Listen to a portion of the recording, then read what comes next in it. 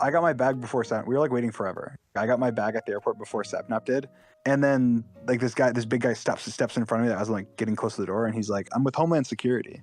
I need to check your bag." And I was like, "What? You need to check my bag? Why?" And then he's like, "Yeah, our dogs like hit on it." And I was like, "Can I see more identification?" And then two other guys like came from the left and right, and they were like massive guys and like showed their badges as well. And we're like, "Yeah, we're with Homeland Security." And I was like, "Okay." And they're like, "Do you have any drugs?" And I was like, "No, I don't have any drugs."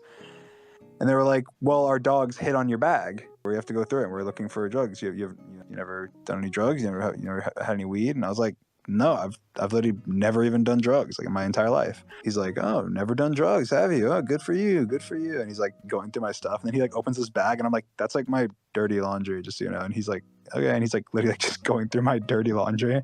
And George was like, what happened?" And I was like, what's happening? And I was like, "I guess they found my drugs." And they both started laughing.